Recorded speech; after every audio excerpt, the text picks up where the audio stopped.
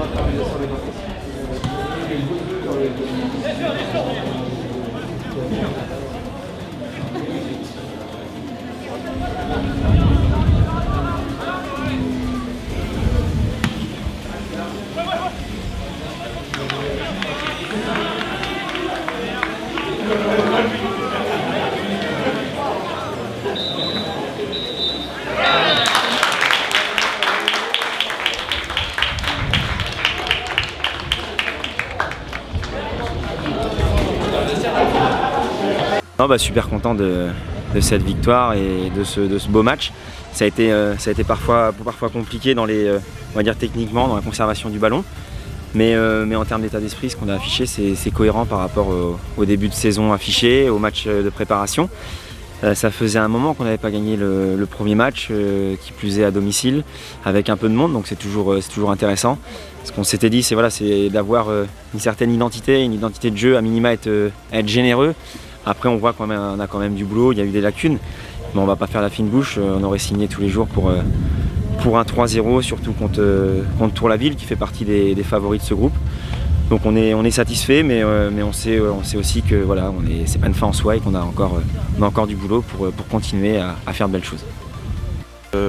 Du résultat en tous les cas, puisqu'une victoire contre Tour-la-Ville, un des favoris du championnat, c'est déjà très très bien, avec un score peut-être un peu sévère même au regard du contenu, mais c'est vrai que ce contenu-là peut être perfectible en tous les cas de notre côté, parce que notamment sur la première mi-temps, on a eu du mal à développer le jeu que l'on souhaite. Donc ça montre aussi qu'il y a du travail encore à faire pour les prochaines semaines. Nos objectifs, en fait, c'est déjà d'assurer le maintien, essayer d'avoir un maintien le plus rapide possible. Puis après, de former nos jeunes pour les aguerrir à ce niveau-là et qu'ils puissent vraiment exprimer toutes leurs qualités. C'est dommage parce qu'on fait une bonne entame de match, on prend un but sur un corner bêtement, on oublie le marquage. Derrière, on n'arrive pas à concrétiser nos occasions. Ça a été le problème sur la préparation et après on se fait tuer 2-0 et puis à la fin 3-0 on a totalement craqué. Et c'est dommage que ça finisse comme ça, on voulait mieux débuter la saison parce qu'on espérait quand même jouer la montée et c'est pas perdu, on a Avranches chez nous à la maison, il va falloir rectifier le tir au plus vite.